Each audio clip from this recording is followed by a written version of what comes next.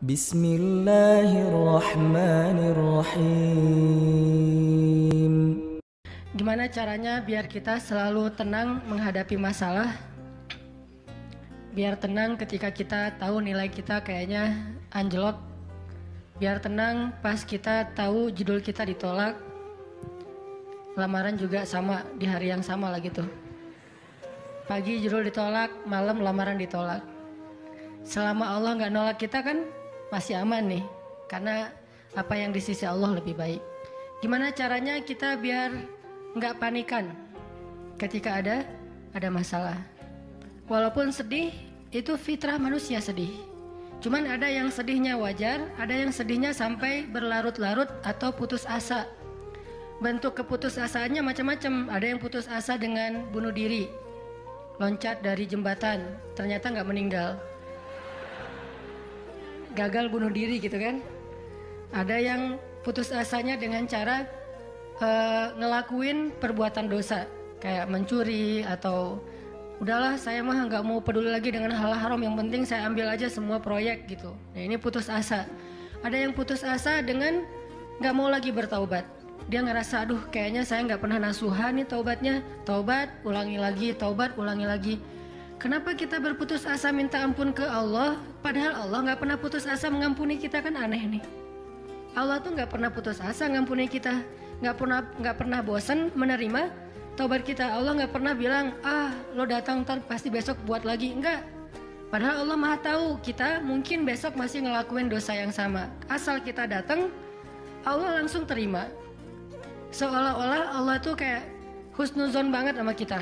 Walaupun pastinya Allah tahu tentang apa yang akan kita lakukan di masa yang akan datang. Ini artinya kenapa seseorang jadi putus asa, jadi berhenti untuk mencoba, jadi tidak lagi berharap apa-apa, jadi pesimis, jadi tidak survive dalam masalah, jadi penuh khawatir menghadapi hidup. Ada masalah dikit kayaknya udah kiamat dunia, padahal kuota habis doang nih. Langsung aduh kuota habis jam 11 malam. Biasanya kan jam 11 itu jam chatting tuh sampai jam 1. Atau jam 11 malam kuota habis, padahal tadinya pengen ngebangunin dia. Iya dia gitu kan. Jam 2. Gampang, pakai aja kuota doa. Ya Allah bangunkanlah dia, tiba-tiba dia tetap bangun dan bangunin kita akhirnya. Ini bisa aja terjadi. Yang jelas gimana sih cara biar kita keep happy, tetap bahagia walaupun gak bisa jalan-jalan jauh. Tadinya pengen jalan sama teman-teman, ternyata duitnya gak cukup. Kita lihat teman-teman kerjanya traveling aja, ke Lombok, ke Batu Karas, kerjaannya keliling aja. Dan kita aduh pengen juga ngeliat pantai misalnya, ke gunung touring sama teman-teman, ternyata tapi saya nggak punya motor, saya nggak punya uang, saya nggak punya waktu dan seterusnya. Bisa nggak kita tetap bahagia seperti mereka walaupun nggak ngerasain pengalaman-pengalaman asik seperti yang mereka rasain? Gimana caranya biar ketika kita sujud itu sama nyamannya dengan ketika kita tidur di atas pangkuan istri? Belum ya? Gak tahu sih rasanya. Pokoknya tuh keren banget loh. Salah satu yang bikin saya kalau gak bisa tidur itu tipsnya adalah tidur di atas pangkuan istri. Langsung tidur. Cuman masalahnya susah bangun. Nah ini nih, gimana caranya kalau kita sujud rasanya senyaman itu? Gimana caranya? Bukankah kita selama ini mungkin, kita atau saya lah, pas sujud pengen cepat bangun. Gimana caranya sujud gak bangun-bangun? Pas kita sujud, aduh pengen lama gitu sujudnya teh. Terutama kalau sholat sendiri. Kalau sholat jamaah memang gak boleh. Kenapa? Karena hajat orang beda-beda. Tapi kalau sholat jamaah mah standar-standar aja. Tapi giliran sholat sendiri, itu sampai orang kewalahan ngikutin Nabi. Dan itu bukan cuma Nabi, sahabat juga kayak gitu. Siti Aisyah, istri Nabi itu. Siti Aisyah itu pernah sholat duha kurang lebih 4 jam. Itu cuma baca 1 ayat doang loh. Famanallahu alaina wa waqana adzabas samum. Dia baca sendiri, agak keras karena dia di dalam rumah sendiri. Lewat seorang sahabat lewatin rumah Aisyah mau ke pasar, mendengar Aisyah lagi sholat. Famanallahu alaina wa waqana adzabas samum. Nangis. Akhirnya sahabat ini pergi ke pasar. Dia belanja segala macam, balik lewat lagi rumah Aisyah. Setelah kurang lebih 2 jam, pas dia lewat lagi rumah Aisyah, dia masih mendengar Aisyah membaca kalimat Famanallahu alaina wa waqana adzabas samum. Nangis lagi. Jadi 1 rakaat dengan 1 ayat itu bisa 2 jam, 3 jam yang dilakukan oleh para sahabat. Kenapa kok betah banget? Sama kayak kita betah banget nonton film, betah banget dengerin musik kesukaan kita, diulang-ulang lagu yang sama kan ya. Mungkin 1 lagu itu durasinya sebutlah 2,5 menit, 2,5 menit. Tapi diulang-ulang bisa sampai setengah jam mendengar lagu yang sama. Bukan 1 album, 1 lagu. Kenapa kita betah? Nah, gimana caranya?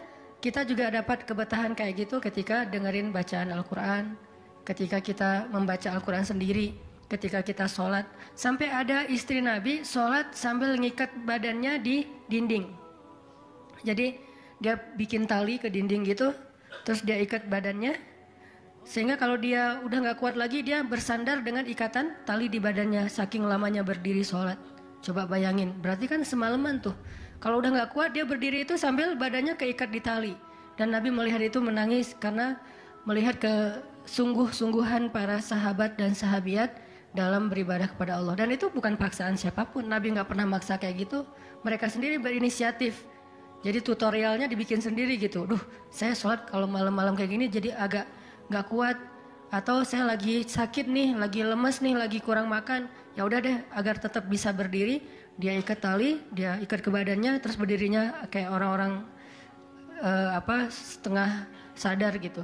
Nah, ini menunjukkan ada kenikmatan yang luar biasa yang mereka dapetin ketika mereka dekat dengan Allah Subhanahu wa taala. Gimana sih caranya biar kita bisa kayak gitu? Gimana caranya kita entertain kita itu adalah zikrullah. Boleh-boleh aja kita entertainnya nonton film, dengerin musik-musik yang positif. Entertain kita mungkin chatting, entertain kita mungkin update status, entertain kita mungkin kepoin mantan misalnya. Boleh-boleh aja selama masih wajar. Tapi bisa nggak entertain kita yang lain itu zikrullah? Dengan mengingat Allah kita jadi terhibur gitu. Dan itu entertain luar biasa pahalanya. Gimana caranya?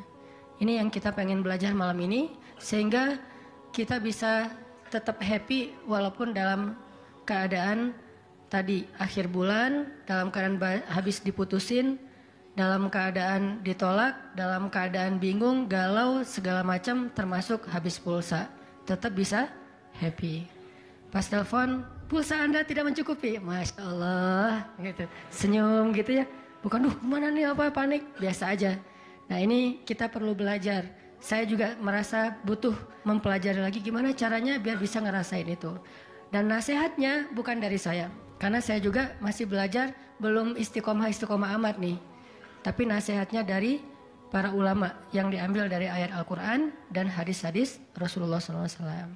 Nah, sebelumnya coba kita perhatiin dulu kisah tentang ketenangan dengan mengingat Allah tuh kayak gimana. Salah satunya ada di surat At-Taubah yang terkenal. A'udzu billahi minasy syaithanir rajim. Illa tansuruhu faqad nasarahu Allah. إذ أخرجه الذين كفروا ثاني اثنين إذ هما في الغار إذ يقول لصاحبه لا تحزن إن الله معنا فأنزل الله سكينته عليه وأيده بجنود لم تروها وجعل كلمة الذين كفروا السفلى وكلمة الله هي العليا والله عزيز حكيم. Kalau kalian tidak menolongnya, maka sungguh Allah akan menolongnya. Seperti ketika orang-orang kafir mengeluarkan dia dari kota Mekah pada saat dia menjadi salah satu di antara 2 orang yang berdiam di dalam gua, yaitu Gua Thur. ketika ia berkata kepada sahabatnya yaitu Abu Bakar. Dia di sini siapa? Rasulullah SAW. Ketika dia berkata kepada sahabatnya, la tahzan, innallaha ma'ana. Janganlah kamu khawatir, bersedih, takut, itu sama. Sesungguhnya Allah bersama kita. Maka Allah Subhanahu wa taala menurunkan rasa ketenangan kepadanya dan menolongnya dengan tentara yang kalian tidak bisa melihat. Sehingga Allah menjadikan kalimat orang-orang kafir itu menjadi dikalahkan atau rendah. Dan kalimat Allah adalah kalimat yang tinggi. Dan Allah maha perkasa lagi maha bijaksana. Ini kan kata-kata yang paling populer ya. La tahzan, innallaha ma'ana. Tips pertama kalau kita pengen bisa lebih tetap tenang, happy ketika kita dalam tekanan adalah kita tuh memang harus punya sahabat yang selalu mengingatkan kita kepada Allah Subhanahu wa taala. Sahabat yang mengingatkan kita kepada Allah. Ini yang terjadi kepada Abu Bakar As-Siddiq.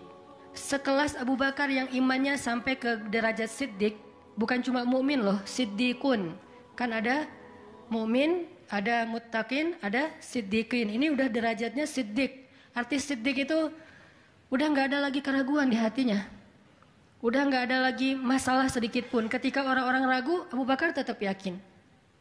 Salah satu kasusnya pas Nabi pulang Isra Mi'raj. Nabi bilang bahwa saya baru pulang dari Palestina dan baru naik ke langit semalam.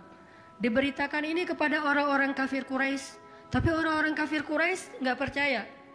Lalu ketika para sahabat-sahabat lain mendengar, mereka kayak ragu-ragu gitu, bener nggak ya, bener nggak ya? Lalu ketika ditanya kepada Abu Bakar, ya Abu Bakar, lihat tuh teman kamu makin gila aja. Emangnya kenapa, kata Abu Bakar? Dia ngaku-ngaku baru pulang dari dari Palestina. Dia ngaku-ngaku baru pulang dari langit. Katanya Isra dan Mi'raj semalaman, dalam waktu 1 malam. Lalu Abu Bakar bertanya, siapa yang bicara kayak gitu? Dia atau kalian? Kata mereka, Muhammad yang ngomong kayak gitu langsung kepada kami. Kata Abu Bakar, kalau Muhammad yang ngomong kayak gitu, maka benar. Dia nggak mau tanya gimana caranya, berapa lama waktunya, kapan, siapa yang membawa dia. Nggak nanya apapun. Kalau Muhammad yang ngomong, maka itu benar. Ini artinya siddiq, nggak banyak tanya, percaya banget. Kalau ayatnya kayak gitu, udah cukup. Kalau hadisnya kayak gitu, udah cukup. Kalau kata ulama kayak gitu, saya ikut. Nggak ada kenapa kayak gini dan seterusnya, nggak. Ini menunjukkan Abu Bakar itu orang yang sangat luar biasa imannya. Tapi dia tetap manusia. Gimana pun imannya udah kuat, mantap, siddiq, ketika ada masalah, sifat dasar manusia itu keluar lagi, yaitu khauf, rasa khawatir, takut. Dan yang luar biasa, khawatir dan takutnya Abu Bakar itu bukan untuk keselamatan diri beliau. Abu Bakar itu khawatir terhadap keselamatan Rasulullah SAW. Jadi bukan keselamatan Abu Bakar. Kalau kita mungkin khawatir terhadap keselamatan diri sendiri nih. Kalau Abu Bakar derajatnya khawatir terhadap gimana ya Rasul, kalau mereka ngelihat ke bawah, ke kakinya, pasti kita akan ketahuan. Karena mereka sembunyi di sebuah lubang, nggak gua sih, kecil, lubang di bukit Jabal Thur. Dan orang-orang kafir Quraisy sudah datang ke lubang itu, berdiri tepat di pintu gua. Kalau mereka ngelihat ke bawah, udah ketahuan tuh, kelihatan Rasulullah sama Abu Bakar. Sehingga Abu Bakar berkata, ya Rasulullah, kalau mereka ngelihat kita sedikit aja ke bawah kaki mereka, mereka akan menemukan kita. Gimana ini ya Rasul? Saya khawatir terhadap keselamatanmu. Apa kata Nabi? Ya Abu Bakar, ma dhannuka bitsnain, Allahu salisuhuma.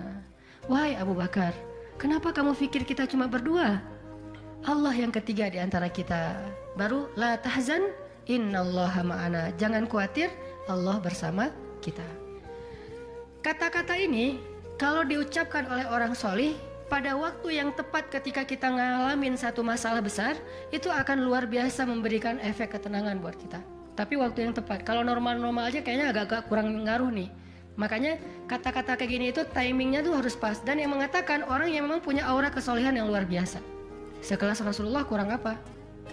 Itulah sebabnya kenapa kita harus punya banyak, atau setidaknya kita punya seorang sahabat, seorang teman yang solih, yang sering mengingatkan kita. Minimal istri. Kenapa? Karena kalau kita galau dalam urusan kerjaan, nanti pas kita pulang ke rumah, yang akan bilang la tahzan innallaha ma'ana adalah pasangan kita, dengan nada yang lembut, dengan senyum yang khas, dengan dekapan yang mungkin penuh kasih sayang. Itu benar-benar bisa bikin kita tenang. Gak tahu tenang karena kata-katanya atau dekapannya nih, nggak. Saya juga bingung. Dua-duanya kali ya. Dia bilang la tahzan ya azizi. Panggilan buat suami bahasa Arabnya yang lembut tuh azizi. Bukan al-aziz ya. Al-aziz mah nama orang. La tahzan ya azizi atau ya habibi atau ya albi. Albi itu artinya jantungku. Jangan dipakai deh, biar saya aja yang pakai itu. La tahzan. Jadi misalnya kayak suami galau tentang kerjaan. Mah, papa lagi galau nih. Kenapa, Pak? Di kantor itu kemarin kita ada tawaran proyek, cuman proyeknya kayaknya cara untuk ngedapetin proyek itu cara-caranya tuh agak-agak kurang baik gitu, ada suap segala macam, tapi itu proyeknya untung besar loh mah. Nah kalau kita nggak suap kita nggak akan dapat proyek itu. Ini gimana nih mah, diambil nggak? Kan galau nih, udah istikharah belum mantap nih hatinya. Istrinya yang bilang, papa, Allah yang kasih kita rezeki. Kalau papa ninggalin sesuatu karena Allah, Allah akan ganti dengan yang lebih baik. Pasti dari booster ya mah. Nyontek gitu ya. Nah, kalau dia ngomong kayak gitu kan jadi mantep nih. Kayak saya juga pernah ngerasain lagi kayak sedih gitu, lagi galau karena satu urusan. Istri mengatakan udah serahin aja sama Allah. Kan jadi mantep kan hatinya. Hal-hal yang kayak gini nih. Kalau belum punya pasangan, temen. Sehingga Nabi mengatakan almar'u ala dini khalilih. Seseorang itu bergantung loh kepada tingkat kesolehan temannya. Kalau temannya soleh, insya Allah dia akan terjaga oleh teman itu ketika dinasihati, diingatkan. Saya aja ngerasa banget yang kayak gitu.